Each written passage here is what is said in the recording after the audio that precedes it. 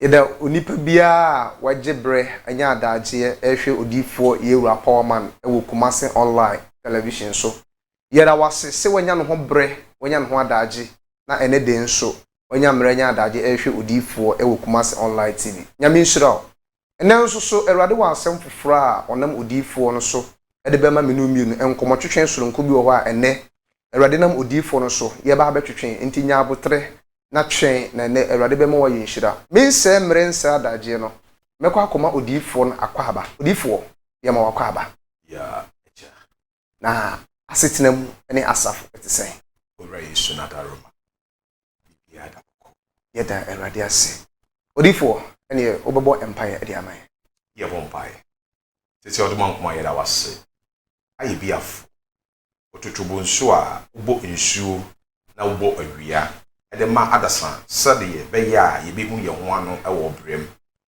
ene dai ijai ahwefo nyina hya wonsa ijai nkomedi nyina hya wonsa uye kokromuti a ye san wo bopo a enye yie nti wura brabedi hene be fa ye nkomudi nyina nomum ma ye mfiri ye pem mfa enipa sam ema ha erade ma ye mfa wonum asam ema wo ma na ye mbie wo ma adwene mu emfa wasem e wo Jesus Christ wodi mu eni abompae atumenti amen amen yeda erade ase yense mrense adagye no yebekọ ye nkomo twetwe a ene meni odifo yewura Powerman ebetwetwe ewo studio ha no ene asem tira edapono so a meni ene odifo no ba betwetwe nkomo ne soretiafo papa nyame nshira ye kase soretiafo kra ede ene soretiafo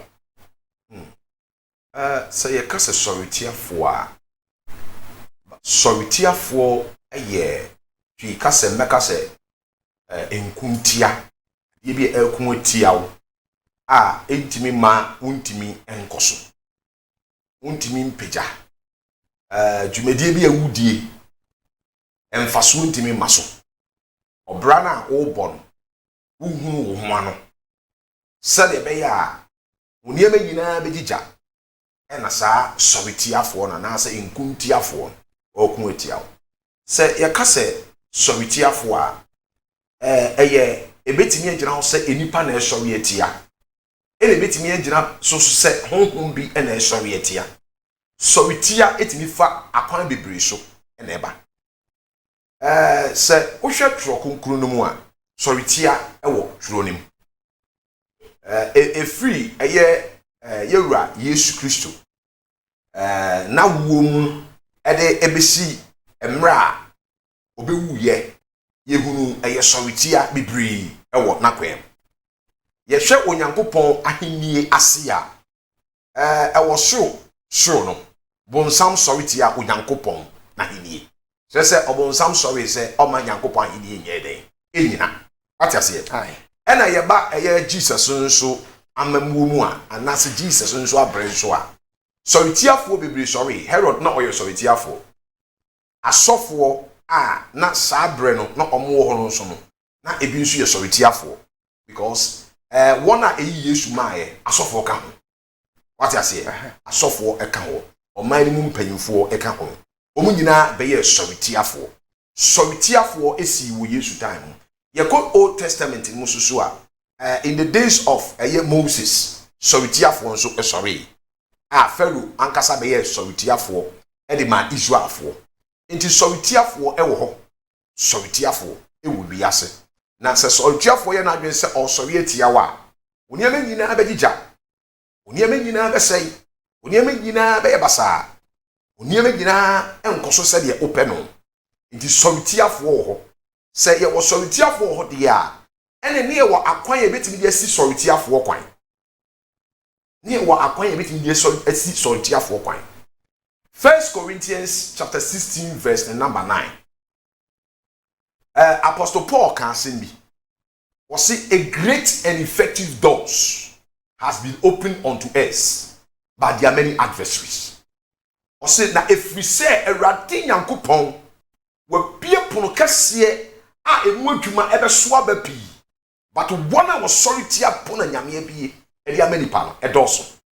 What asma me ken Erade se wabie pono kese anke mu adwuma ebe soa be pi e dia ma nipa but sorry tiafo a wo sorry tie nipa nti ama nipa ehunu ne ho ano onipa mi tie me sorry tiafo etinya sorry etia na brabo ama na brabo agija sorry tiafo bia sorry etie wo nipa bi ama na ware kura anigye nim bio oba bi tie me ware ni kun no ni kun tie anigye mu ba sorry tiafo bi ama ne ho mene so wa awade ani mu a ama ware ne be man sese be man no na ni nje be oba ni bio enam so kura ya ware gya kura den aba sorry tiafo betimi afiri eye wankasa wa unua sorry tiafo betimi afiri wankasa wadamfo sorry tiafo betimi afiri wankasa ne woni ne ye adwuma baako sorry tiafo betimi afiri wankasa wo yafuru mu ade sorry tiafo eye ebetimi afiri wankasa wo maame ana wo papa sorry tiafo or say a great and effective doors has been opened unto us by their many adversaries. So say e prokase ni nyame wabie ya na bia me kasa asem se Nyankopɔn amfiri ni paso omle wiase wem so omebre before wo bebo Adam no abo enoma ya ene niema Adam obetina ewiase wem no di obedi di obenom ene fa kumpa Adam beda Adam ambre empo wawariem Adam me so aye dey wambre awawariem onya awariem simple so Onyankopɔn di onipa be wiase se nipa mabo bra metina wiase we mehu ne ho ano but enipa be wiase we mu no obia ba be hia no so tiafo what you say so tiafo a wo be hia ni ntino amane ma nkose de ese ekɔ obi so tiafo a wo hia ni ntino amasese na dwuma agu atene ne kayezi enti say ye kase ye tena ha nya ka so tiafo asɛm a ye be kɔ akiri bebre obi so tiafo eye ono ankasa ne nua me kase eye ono ankasa ne nua obi so tiafo ye ono ane maame obi so tiafo ye ono ane papa e kan sa won tiase honhom a edani demonstrating ho ene kire adekoro a eye adwuma am kire wade abrante wa bi tena ase ne ye fedi se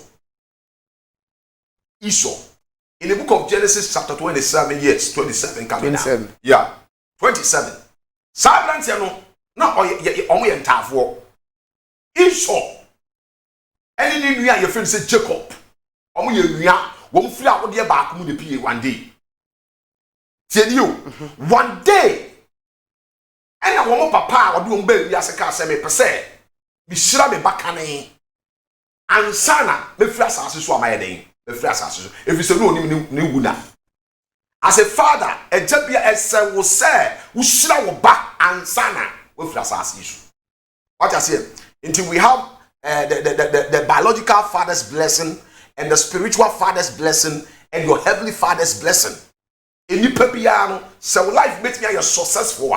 You need these three blessings: your biological father's blessing, your spiritual father's blessing, and your heavenly father's blessing.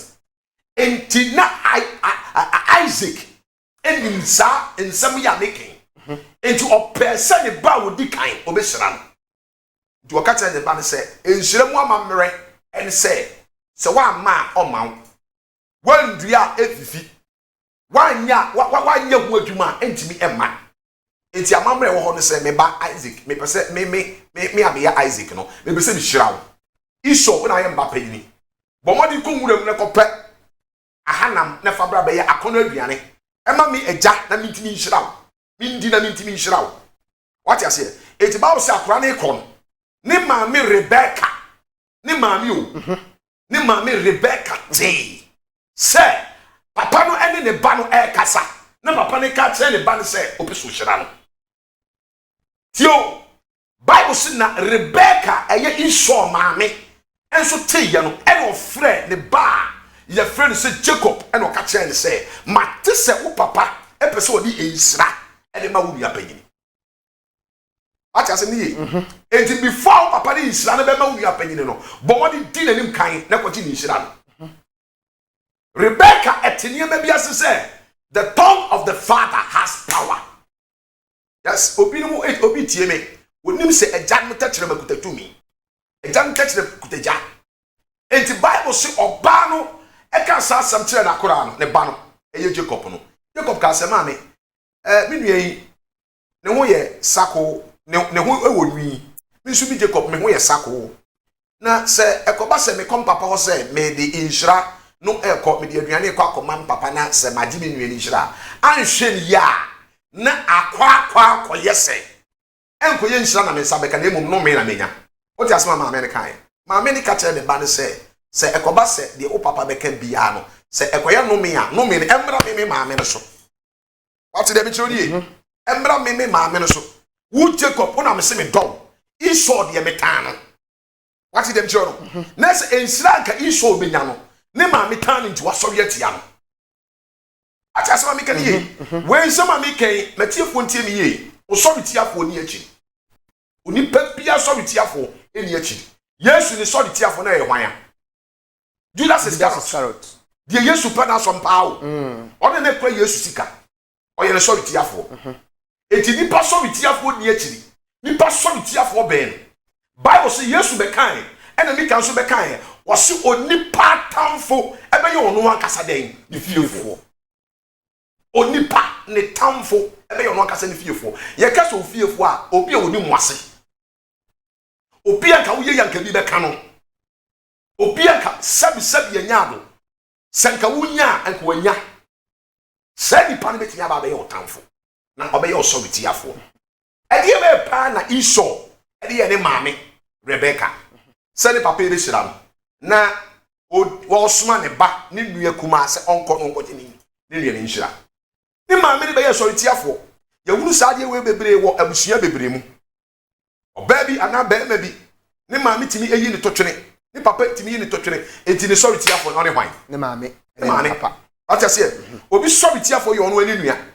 o enka sabi enye onye soritiafo a eni ni nua no a enko ni nua no etia wom ewa akonturo etimi di sika edi abre abusua anase di abre ni nua wo Ghana ha se onto asase na nko onsi fie ma no onto asase na nko onsi fie na daachi bi se ofia akonturo mba onya baabi di ni tie den ato obehwe no na enipa ya sika ibesi ni so no odi wiase abonebo emu nipa odi ema odi aya nsawe ubehwem kura no obi asase e da ba bi kura de betwa ne de akwa kyere no enti sa nipa no ye ne dia oye ni solitiafo oye enemies of progress on person obekoso what you say na obi eye solitiafo a ya ye musa ye ho se honhom ben e na wo sa dipen eno kura nka me bebi saw what you say so obi sa se so osori atia wa eye honhom ben e na e wo sa dipen Bible no say kingdom against kingdom, divided against kingdom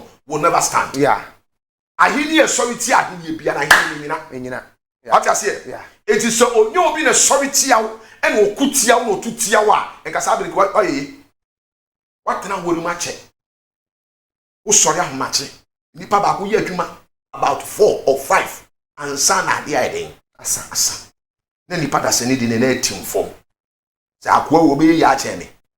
Akwa we me man kwan soritiafo eni akiri enti ye ka soritiafo eye efie nipa soritiafo eye enipa wo ben wo soritiafo oni akiri enti se wubusa soritiafo asem a ye metumi aka afa soritiafo no onipa bia wo soritiafo onipa bia la wo soritiafo bia wo soritiafo enti sese enipa etie mi ahwefo ahwe me no e wo so obi ebusa no se enti me kura hwan ne soritia me ana me kura no obi soritia me sister me ka asem dia kire se sei na wabrabo soritiafo bia no soritia wo na sei na wabrabo esitie ni a ene ne Nyankopon tirim odem pa ne Nyankopon tirim odem no no oti de me kire no Nyankopon wan fra wo se behunu amane se de owu ni yo soritiafo bi na asori amane ma asai na soritiafo sori a ede ne sese wu ogiri ni o Kristo ni onipa de ne sese woye esese unso wonya Onyankopon nsemu akwantere wonya wodifo a Awurade honhom ewa ne mu odifo wo su Awurade odifo onimu nyame mu akwantere wodim de Awurade pe ni de Awurade tiri ati de me chiro wodim achiwade onim sunsum ene wonim honam mu ensam wohia sa wodifo no na sa wonya sadifo no na sa sadifo no kyerɛkyerɛ wo niema bi ama ohunu niema a obɛyɛ no wabra bo mu a soritiafo no nsagene nkuta den ne nsa gene apostle ojem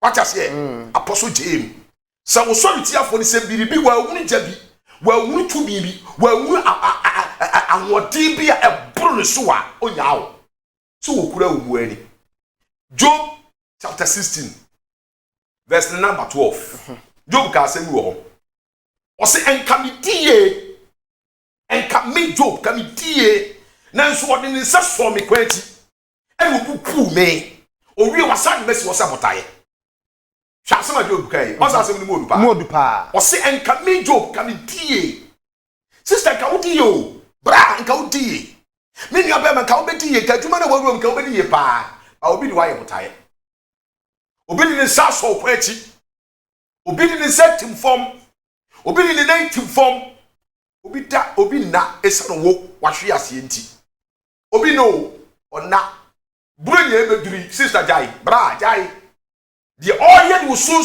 say be yo what bra bod ebe meaningless fa so bebre ma ano tafo asema ni wo kan ho obi tia kontuum we two kwan over about 20 years krata akore woni bi apasa na de na de sa de ne ba me be kira ba ne soliti afo na ye ne sa ni se nipa no hwe osisi a anamo be ntu obetimi aprisa de hia ne se nipa no be fa me telephone number de hia ne se nipa no de nika be fa me telephone number ofa me telephone number se nipa no emfre me na ofre me a e wo processor ye de be fa o processor ye de be fa na ye de enya contact na abribia ne ye de na wura pai bom what just am catch you prayer is the key of life empire ay safwa kese what I say was it the prayer of the righteous ones affect most attending them from prayer e mu odin tron say ye ma kese bebre ye ma kese bebre e wi ase na da hono medical ka me se anaju bia ye sunsun bre anaju bia ye sunsun bre am ka security bi fa nchero bible say asofo adifo ahwefo evangelist obia ka Nyankopon frɛ ɛwɔ otwa adwuma we mu sɛ ye meye watchman what I say ye ka so obi ye watchman o ye security ona anadwo dabi what I say sɛ watchman oda anadwo no na wonye watchman papa na so wonye na adwuma kura mpo that is it enti edu anadwo a sɛ nipa ntie ye sɛ nipa no a o kasa sɛ o sa problem na so o amane bi no ofa telephone o fo difo ye wura power mana obewu sɛ meje ne so na ye ne babo paye enti na ka sɛ eye process nipa bia wo frame bia mi odi for power man ye de fa process a ye de fa so no se one oba register no yeah ye be register no ye register no se obaka prayer line no abeka ho se nipa na wa be register abeka prayer line no no se nipa no eye na watch mu every 3 days bia no obenya telephone call anadwo a ye be frɛ no ne ye ni be gina so at least 1 hour and 30 minutes yene ne bo bompa ye wi a ye the bible no mu nsem soso yene na che nyame asem na ye wi ansuwa o ya hwesunsu nyema ekoso de brem ne aka kyerem ama na kwankyere ama no waye ama ne ho anya na nsane ati de ne kan ye e wi ase se wo pen na wo bedi hia kyero nse mempen na we ni hia obi tie mi oda eche aboa ye friend se nanka nti hia mpa de so da eye bibia so tiafo na aye ne saa sɛ nipa ni pusu me number no offer numbers na egu screen ani no numbers ni mienu nyina no WhatsApp numbers ni mienu nyina no WhatsApp it is offer sa numbers yi no wo frɛ bia sɛ me akasa e na me fa number no me fa me ne be kasa de na for the process ne ye a kyerɛ no kwantere ne sɛ oyɛ saade wo ya sɛ ne besie listen e bra so sɛ ye be nipa hunu no kore e bra so sɛ ye bie nipa adwene de asɛ na meka me sɛ asofo evangelist pastor apostle teacher okyerɛkyerɛfo ye nyina no ye awurade afrɛ yɛn sɛ yɛnya anadwobɔfo adwuma ye watchman ni means sɛ edu anadwo a ɔsɔfo ani kwa sɛ oda you need to pray what I say nti won tina bible sɛ ɔsɛ esam ye mofra ni nti no yɛn so yɛ nadwo de so mi yɛ yɛn kekam what I say sɛ asɔre ba da na wo sɔfo wada wana ewe ne yonko bia ni ho we ne nti bayifo no so wo frɛ wo kra no anso afrɛ ho ayɛ den o sɛ what I say enti obi a wotie mi asoretiafo obi ono ahwe na brabo mo obi nka nkyere se soretiafo asoretiam because ohwese na brabo no hwese de na brabo si kwa otumi se nyese ne nyame ball no ye obi wa otumi se school time no ma de ye pa wa ko school wa wie university abo degree wa toxin wa mi unu ye menka wa degree bi ese so mu bia ba na brabo hu ne ho an say the parenting ye na bia se soretiafo bi ne wo say a great and effective doors has been opened. But there are many adversaries. Job should be no as well, no so kasa ya mu na Job kai. Was in kamimi Job kami die. En kami die wo wi ase. Ya kasi kafo a en ka wo wi ase ka Job me ka wo bi. Me mama ko akon anso. Wo mo nyina ya wo fefo ma. Business be na Job ni. But sorry tiafo be sorry ye. Just one day Job e tumi nyina say ye. Ne man so wi. E ma na yiri mpo kora dwane jar. Yiri sorry tiam. Am on kora dwane jar. Baba will say, Job kuta ni mudia, and of course, boy, Radim Paye, a honey assembly. And by boy, a jumo, and by boy, a juma, a by boy, idea, Ed Dinyan Cassa. So, Jina will now call Maswa bomb Paye 2, 3, 4, 5 hours, 6 hours. By boy, enough from Bakokra. Now, Adia Madame is soft for penny. Reverend authority, a Jarry Tony. Medana say, our little tea being a prayer. Mama who say empire wo hia o de mpa what tell me papa no ka che me say dwuma na Awurade afre me se me na me no enye dufa ene enye nsuo ene enye suman ene enye bodua what them chono o mama who say empire bo ene adwuma niki so person you powerful in life be a man of prayer, be a man of prayer. Ye empire of ye obia pa kwanchele. This man taught me how to pray for about 8 solid hours. This man taught me how to pray. Very, very, very powerful prayer directions. He taught me how to pray. And now, it has become a great testimony. Only people are frame wanting 10 videos should be ano. Ya won crofo bi o mo frame and some am ka fa o mo no. They are even shocked. I'm shocked. I'm just shocked. Say, oh, so in fact, I'm shocked. I had then utimi hunu midin. I had then utimi hu me ma midin. I then utimi hu me papa din. So for yet thing. Listen, Bible says so one fan free soul. I'm fan du mobia. One fan free soul. I'm fan du mobia. Uri intimi ensan kashe. What I say? Enti Awurade de adom a ye de efa nipa fa go die na Awurade de amane odi for power man. Nipa bia wo tie me. Etiefo ntiebie menim ya asori atia wawade no ene menim ya asori atia woduma no but I believe in Jehovah me ti onyankopon di ene me ti onyankopon akwankyere di asem bia Awurade ka kyerɛ me sɛ me nya bia me yɛ nso ade adanse die ba amen me ade adanse die ba atene me ka kyerɛ ni ene ma me ka asem kakra me fa sa akonya wesuntu enuan ma sofo no mbif. It is very good to do the work of God. Yes say ye be nyankopon adwuma ba yɛ nsusu mesika asem ni yenim yen susu mesika sem eni anim ampasika hu hia ka adwuma no but yen hwehwe the welfare, the goodness of the people. The panin puntuo the panin koso what did they be no enipa bia wo tie me bia no me pese me man tie ase say we are not here purposely to search for money enye sika ntia obi ka se sofo asema wo ke listen, there are some people suffering over there. You will nipa bia wakoka e wakwantuom you wo dikura nwoten and ohia spiritual help onye obi am na akwaboa no. That is the reason why God invited us into the work. So be a fra, you have register or register the ding. Until ye, the ding beba. The baby sam and send the answer.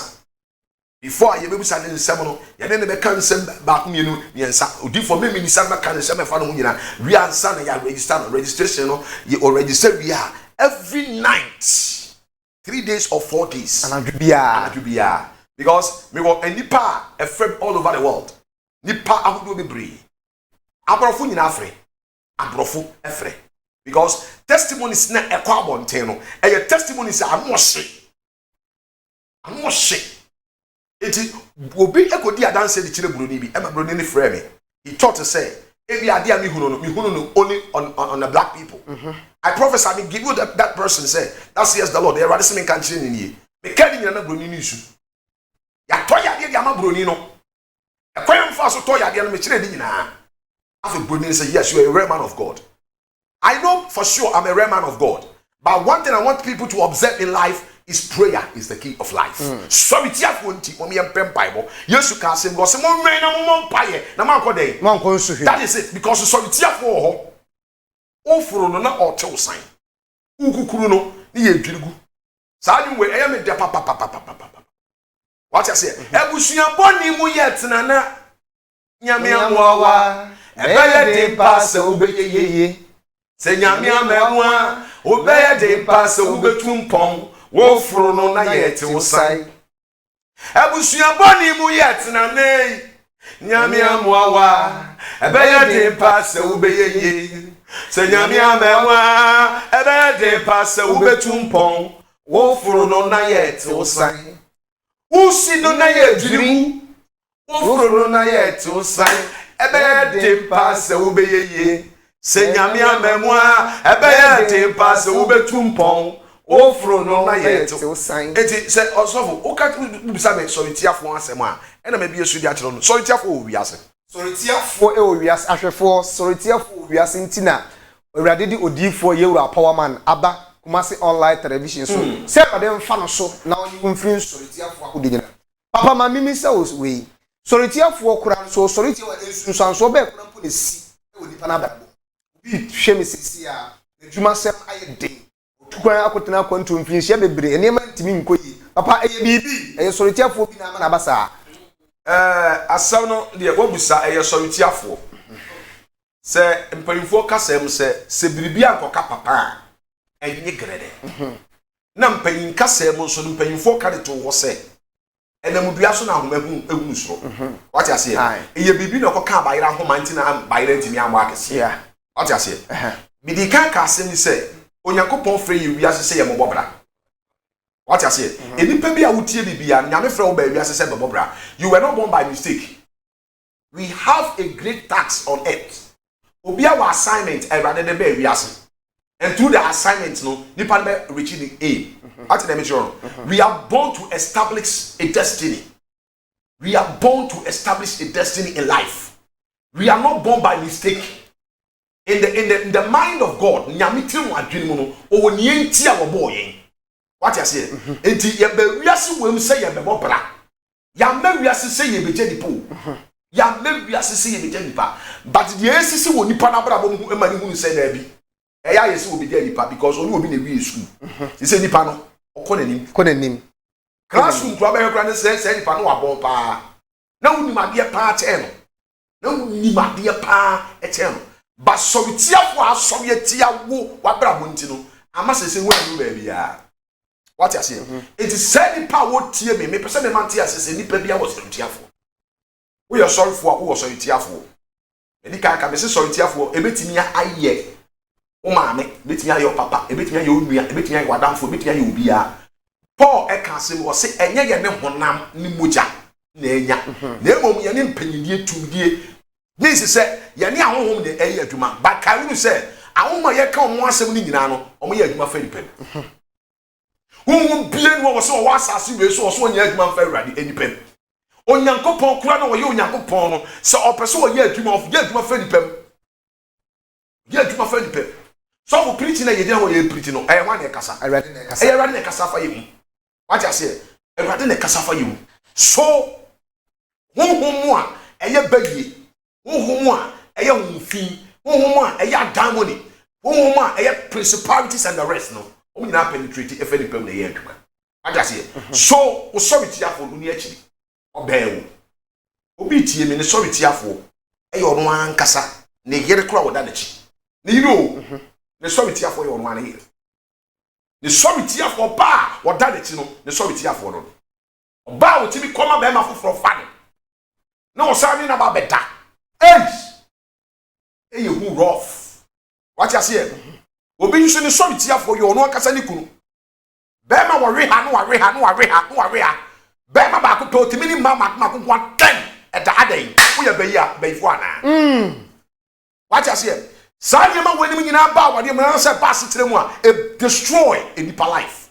Bible can say go se boni bi wo nipa ya etie nipa bia. Yeah. enia edwamamo acha se yeah enti me pese me ni pati ne bi asese before saade ma wo nyina be ya adwuma no na efiri obi tie me ni kun opema pa se ni pa ni kun pema momode amfrɛ me na kwankyere ye ketua bi ade kit bɛma bi epema pa opeso ojai pa kontimi nyai the day ni kura na obe na bi so ojai that day ni kura no ene sam ebe ne konkura be do hwe wo bi asofo bi ma na akwankyere de ma no se onye fasting se de be obeti akona na to atwene that day na wo say fasting na se no about 12 o'clock na ne be ma ejina so say kire ben dina so say kire ben afei wo kakai oba bi a wase ne pamina bi atwam a oba na mpene that is the time oba de frɛ no ani ba de ho so no hyefo e pese me kyerɛ wo sɛ bibia wo na kwankyere bibia wo kwan yɛ fa so de yi befrem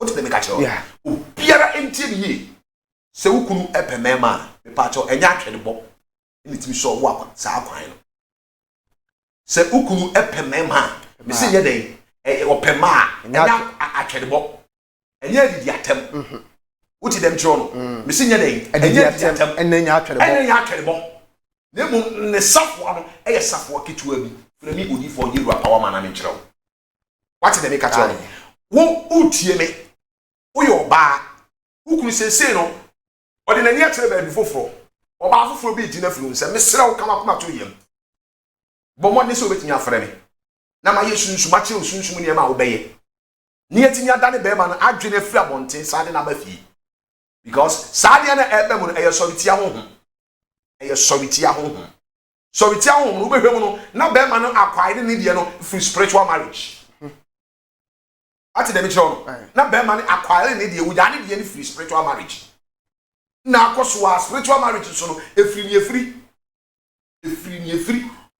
ati dem kyerɛ no spiritual marriage so ni destroy the life me pese me gba wura ho ne because emre bebere wo ho na mom dem pese me matiefuo ete ne me bi asese enye entokwa enye the solve problem na mom ye the solve obranu problem it is prayer and direction ya me nsiraw enye ntokwa enye the solve ohaw no mu abrabo no mu ohaw na mom eye akwantsere ene mpaibo papa mami misa wasem wi papa obi hwe yesisi a okwa adwuma ma manager na ni gye no ho adwuma bi ene ho aye owura ma yempe nasem nanso eni sima mienu miensa eni busumi mienu miensa na yeyi na di papa de na de saa de ne ba oyo obi butaye because oyo obi butaye oyo honhom bi butaye anaso oye fie nipa bi butaye anaso oye nipa bi butaye ame kira wade se me kaso oyo obi butaye it means say obi di nesi wo as a target adwuma no okwa adwuma nya adwuma all right nya be all right onya adwuma no oye adwuma wura kra ani gye no ho ba eni na hiri bia na yeden ne yeyi na di ka guru se ewiase na hokwa bibuba bi mesi mrenkenso si ditira sese ya na wodi asase ka kyerɛ no sɛ nipa ne ka na koma to ne ɔmfa ne telephone number na ɔnya na hwe so ɔne mi odifo yewura power man e bi di ahyia ɔne mi difo yewura power man e bi di ahyia wo kasa fidie so anase ntentan fidie so betimi ne na kasa na matsira ne de seye ye tie bie me se me wo ho ewade de maba ama santema e de aba ma wiase nyina sɛ ade a ayeko ankora e dani paso no ewade mfa me so mo nipa that is my work sɛ saa problem we nyina to twa me so ni mfa so biem e wo se me free wiase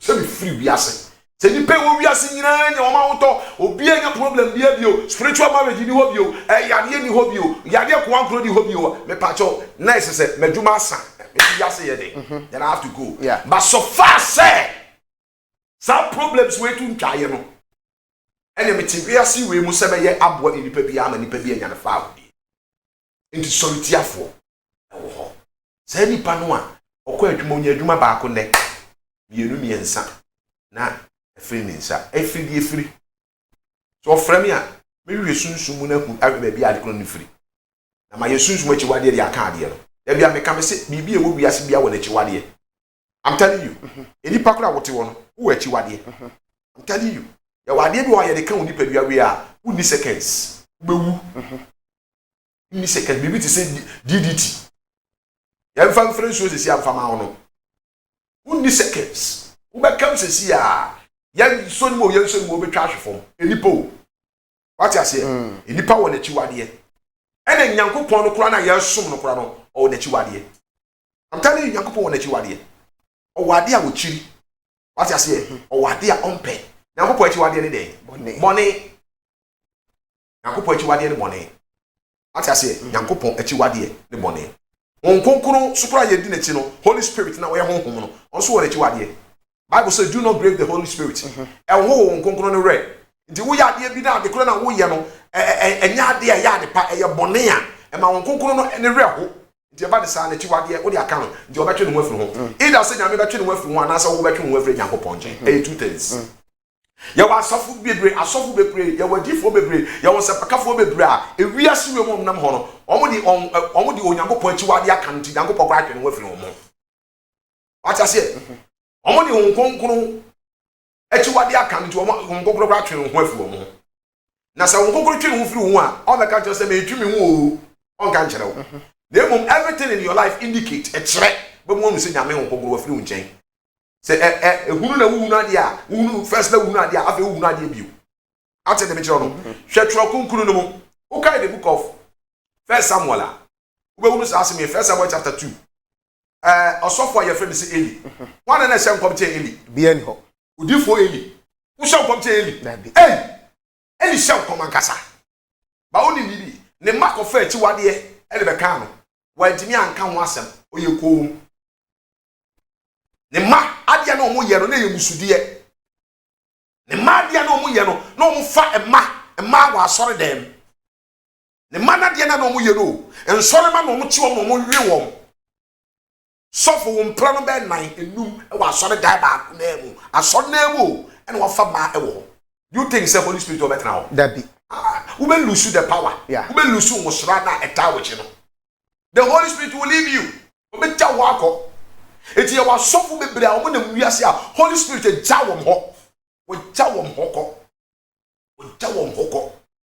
eti se say no omo na wom ko a omo ba no there is no spirit eta wom achi eti ne sam ti de no mbeye ene ma asofu bebre kotu abosom kotu nuro koji sumai because ono ankasa ohun sa abrabo na ekole goye tro no anaka prophets na kan wose so obi akuma anukuma ye kan man timididi ye nyansa ne agodin bebre enti odi nyansa ne benante afa de nyame nka cross Erade se de nyame nkire cross Erade se sai di pa no bo se na brabo nyina ye meaningless acha se ne kasa mu be wonu so be nyame onkokoro ni nachi ne ni ye mu be wonu se nyame onkokoro ni nachi acha se because osofu ntimi metna TV so metna radio so entimi meka che se ba di loto number onkokoro ayire free ni mu Holy Spirit ayire free ni mu onkokoro ka che se ba di loto number what Holy Spirit nkonkro emma won sel ade no osofo wasra sofo timite ekoto eye poclair no wasra na wutifiri mitiri so kopem na ase owi a waye jani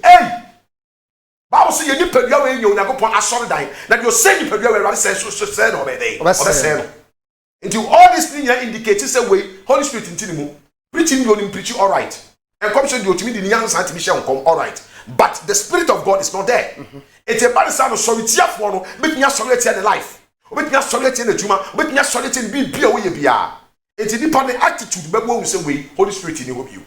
I mean, sir, Papa. Okay. Ni subane ni ni ebe mo hu say hon kronkron adwane agya no hoko. Okay. Papa mami mi say wasem we. Obi akọ suku akese uta degree akese PhD de keka ho doctor's degree akese papa okwa adwuma bia ma na ya refuse no okwa adwuma bia ma na ya refuse no papa eno no sa no de na de sa de to me bi di nachi ade bia develop won the life mo di nachi a se no hwe o ka Bible no a is it in the book of John chapter 5 beseda subra Bible say nipa na wada subra no wada ho for 38 good years say nipa de dan nsuo no ho no ye amu Yesu o yare ye no for 38 good years ni amu Yesu Bible say wada ho wada ho mrem ni weakness mu na wada ho na Bible say sabofo ba hu nsuo no a de obi dika to nsuo mu no wo nya na yare sa ba Bible no say ebra sa obere mai anase woni pai a wo yare sa ebubuo yare yi so yare so okoto mu na obi adi nanim kan so it means abrabom bitimi di wonim kan ede na di wonim kan se nya bibi na di wonim kan a enka wo call ye no se de yesi wo ka mo no e to ache se ya di watum but later we are say we are sorry what is the bicho no bibi di wonim kan de di wonim kan no hwe no na ti firi wonim yiri firi wakwam de di wachi no hwe no ne twa firi ho ma won konkon kwan no na ya tuma ma won. The Holy Spirit is ready to deliver and to set you free. What I say, ma won konkon kwan no ma ya tuma onye tuma. Acts chapter 2 verse number 40. Or say, mo di asempa ni di yantie ni o. Acts chapter 2 verse number 37 no. Or say, mo di asempa ni di mo nya won konkon na. Na say tuma na kasa ye no, you need the spirit, you need the power to support you in life. So when you need the spirit. Yeah. And what spirit is that? Is the Holy Spirit. Yeah. So you need the spirit. And what spirit is that? Is the Holy Spirit. Or say enti mo beti asempanity ye no. When you kokuna na say there bibo ye tin deeper epen. No say mo tin deeper dia ene me ka kire mo ma mo kwan. Na ye nti mo free na ma busua enkontonchim. What I say? Mumma mo kwan, ni deliver mo, ye cast ye breaki, ye di twam na eniyema bia, enti me ma Holy Spirit enti me penetrate, e wo ye marriage mu, e wo ye dwuma mu, e wo ye wadie mu no, enti me ma ye enti me make life no. Ye gi mu free. What I say? Na me di asem bi tum back, wa dwena maso. Asem ne say, ye di sunsum na bobra. Asem ni na no. In life you need a backing spirit. Obi tu kan akwa abrochiri. Otonsa de command busua panyin. So nyim pa ye man on fanta na chi busua panyin ni gu nsa na sem o kan ye nie ye na nanom san afo me gina wachi achi gina pa kwa wu ku no me gina chi ba saman na ma wu ko no me gina wachi dabi acha sama me kan ye saman ni me gina wachi gina pa you need the Holy Spirit to back in you, to strengthen you. Wo hia nyame honkonkon wo hia nyame honkonkon so go be di wanim na wo be tira wa kwan abe ene ne benam so mo pega wa brabo mu ene ne bema benam so be ni party one ni pa huru one pa ene wo ne ma papa wo nyame nhyira ene ne bema ni pa hu ne ma papa ne one pa we papa ma mimisa wa asem we obi hwe osisi a o se awade no wanya bi eni gie wa awade no nanso eba pa de ba pa de wa chine nante wonya bani bi nti papa sa nipa no enhwe ne so frewa de na awade betimi afa so ayama sa nipa no hwe sofo se enye honhom na ta chire ene emma nipa no enya bani bi a wontie ni ye enye honhom a na free ni free obi akwa ye check up o ma diagnose be ma no ya diagnose oba ya hwe oba na hu se bibia ye okay ya hwe be ma ye hu se bibia ye okay enye se bia be ma na kwa mmoa I want ni hu nsuo no ntimi ngo ba everything is okay se eba sa na se nipa no nyinse ntimi ma bibia ntimi ma nipa ne fa numbers ne bu ntinta afidie ni eno indicate am wo say the battle is for the Lord am wo say ko no eye awrate ko obi to ni mo se wo hunu wasem ka onyaminka bi mawo se wo ntokwa ko a onyaminka bi mawo jadi biara mano okama funyami obeka mauda jadi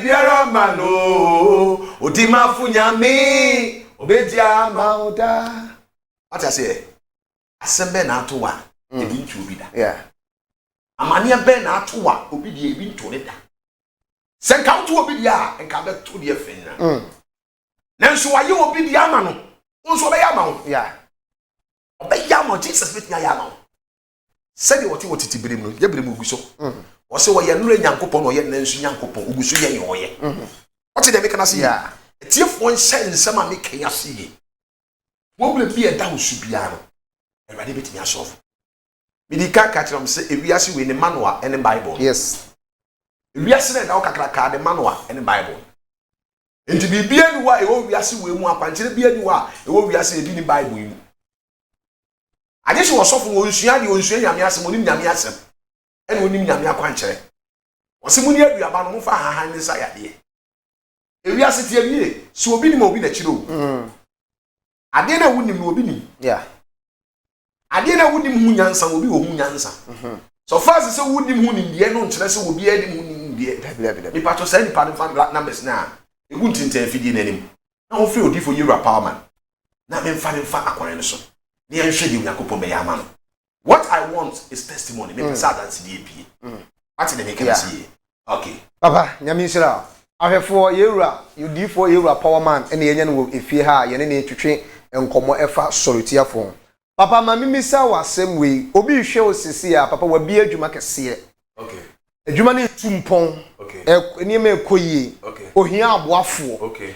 Aboafo ba ko mienu ba mu no papa. Se adwuma no flopo na flopo. Okay. Enti saa de na ekoso no papa eye nipa na ofa na de ne ba ye ananse ye honhom bi na ama no homene so ne di saa si. America saa se me ma atiefo nyina antie na ye nhye no so.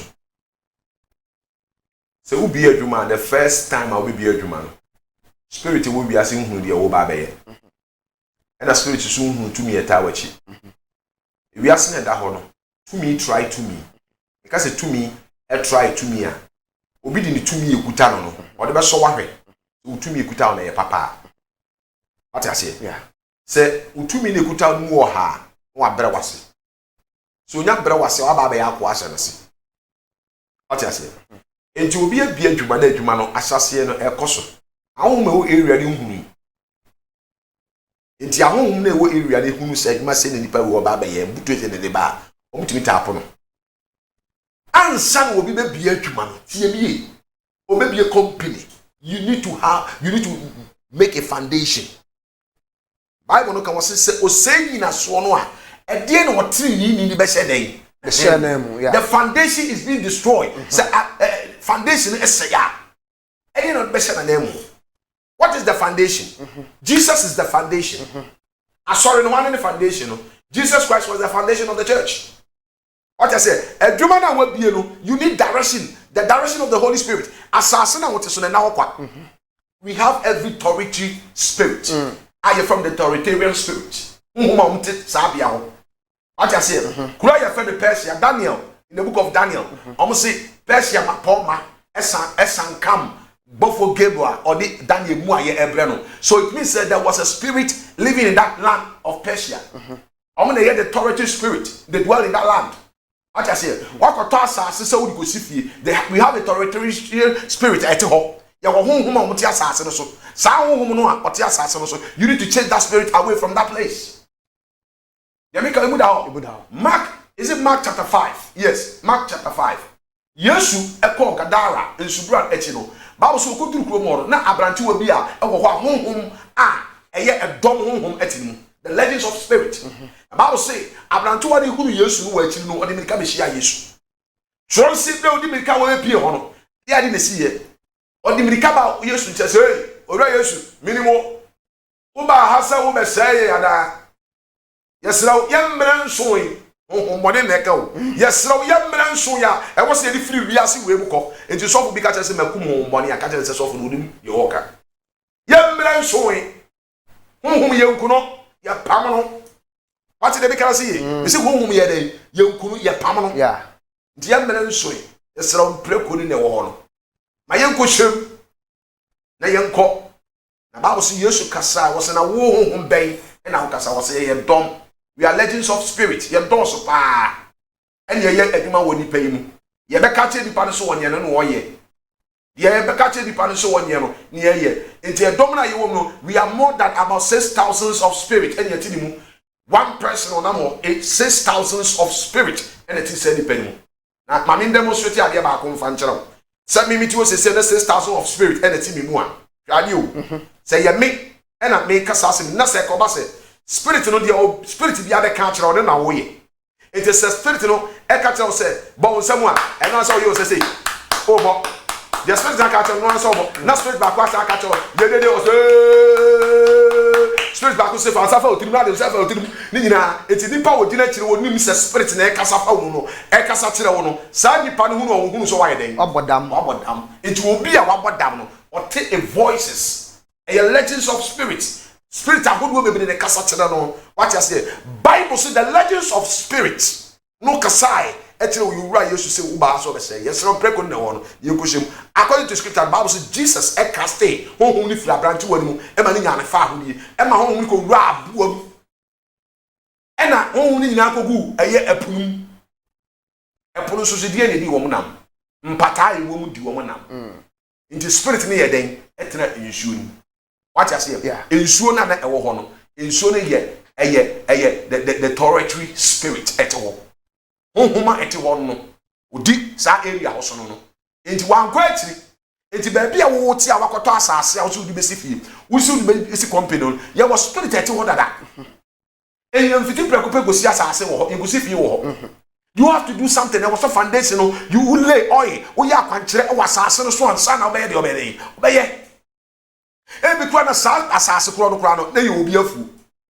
A fool one also now be fool. It's me do money. Obey. Yet bay. Bay. Kuku or the bay. Kuku or the bay. A kuku or the gumu we are. No pay baby day. A see a baby or this in a assassin and audition. So what I say. A assassin and audition. Assassin and audition. Eti ebia better than what we say assassin na wo kotono obi bayi kuku wo obi bayi die wo what dem chiro no eti assassin bia ne ba bia wo di pa wo kofa so di kosi school so di bia adwumo wo di ade bia no you need a prophet me say wo hia odifo a ohunu sunsun nsam ye wa assassin wo a ahoma tadi agoro wo sa assassin so eye kwa do bi kwa do bi kwa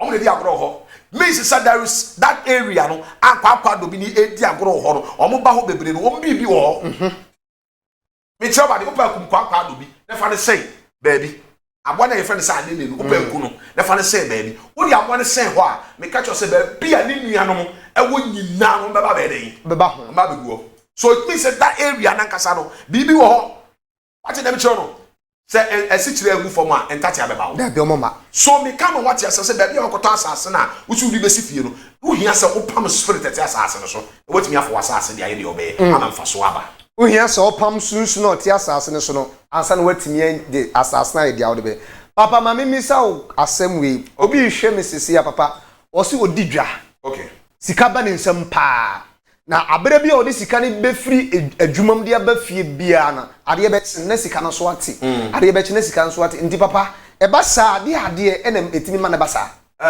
de ewo mu se sika eni nan na wanante ena sika so ni ntaban ena wakọ but eni panti ase se honhom betimi aba be fa sika kwan be nso me kan ya kire honhom e betimi aba be fa sika honhom e be kokọ fa sika ye motia what you say motia betimi aba be fa sika jinini betimi aba be fa sika bayi nso betimi aba be fa sika ena ahombone ye demonic spirit betimi aba be fa sika what dem jod enti se di pano disika to on sika na yera e ye bibi na ema ne basa hwe nipa bi oba me nchen oye adwuma wo ye no oton kosua tem bia okofa kosua no de begu ho a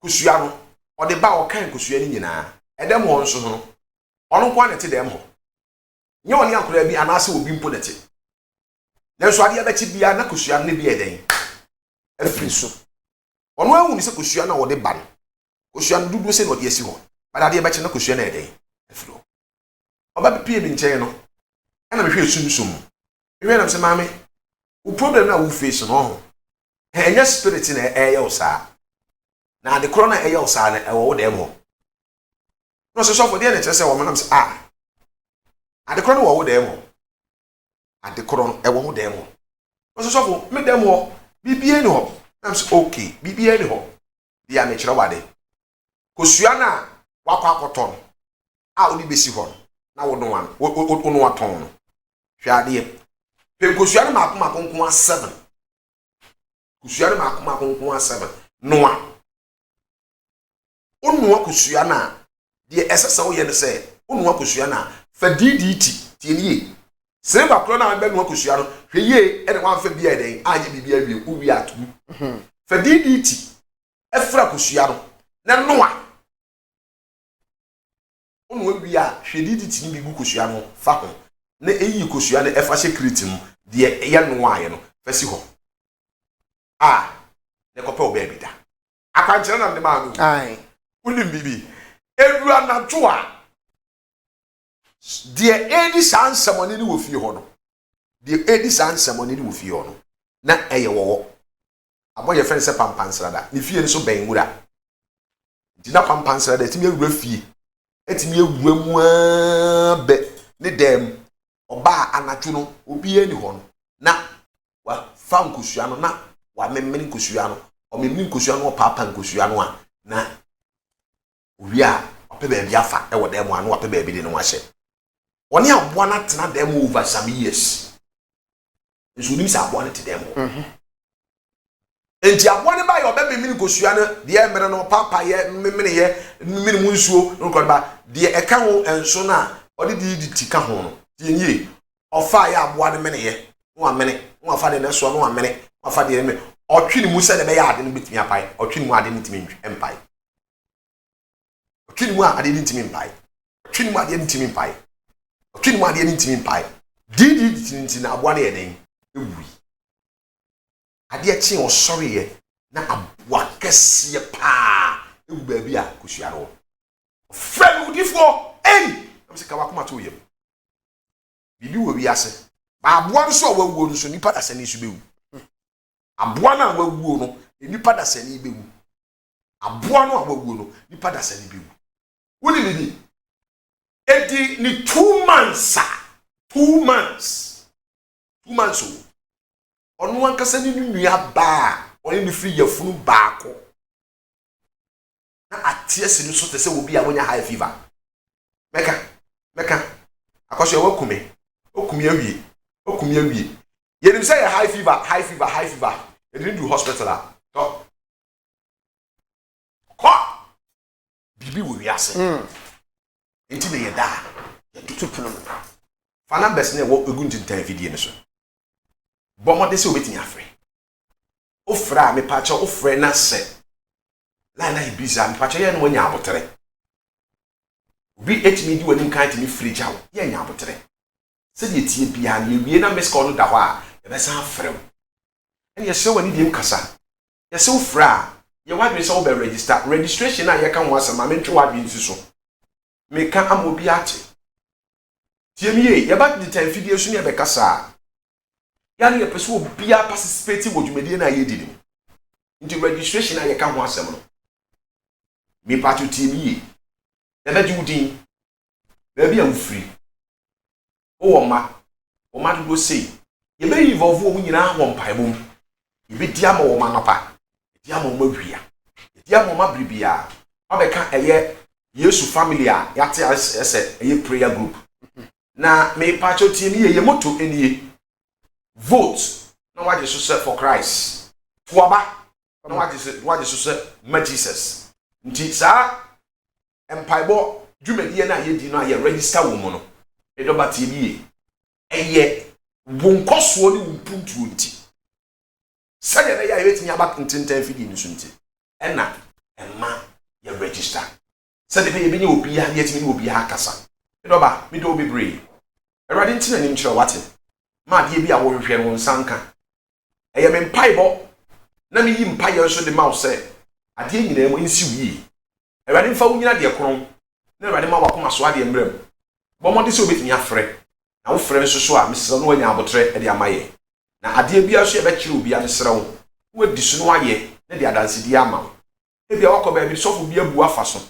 sofo bia data wo me pa cho tie mi ye ye wa akura ye wa potokura na ye wa akura konkron om nyina ye akura tie mi ye pa ye wa akura ye wa potokura na ye wa akura konkron om nyina ye akura ba ye frɛ etwa ye ho bɛka sɛ akura we die onye mfantini ba pɛ de kodi mfa ene ye fo nyina mfantefo me do ba misrɛw adidiem so sofo bia bu kalabule aye wade bia ensem fata eno nkyerɛ sɛ Nyankopɔn bifo na me asofo nso eni hɔ misrɛw adidiem so sofo bi ya ade bia tia wa misrɛw fa kyɛ no mfum so woni pa ho fa kyɛ sɛ betimi mpo na ha adwene na ebro wa adwene so a bomode sɛ obɛsrɛ body fa kyɛ dia ma sofo no wa sɛ Onyankopɔn sɛ Onyankopɔn enko ne mboa ono so nyina adwene sakyera ebia bonsama nam sa kwan so ade na hwe ase misrɛw adidiem wate misrɛw adidiem onyame ba sɛ Yesu amboa wo han ne betimi amboa wo sɛ Yesu ampegya wo han ne betimi apegya wo sɛ Yesu ampegya wo life wo han ne betimi apegya wo ye nya abotre wate asamba emfa bufuo kukukukuku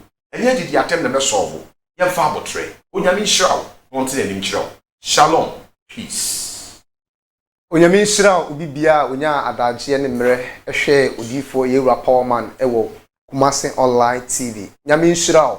Me a me di dwumadi ho kyea me ye frɛ me Reverend Ernest J Apia.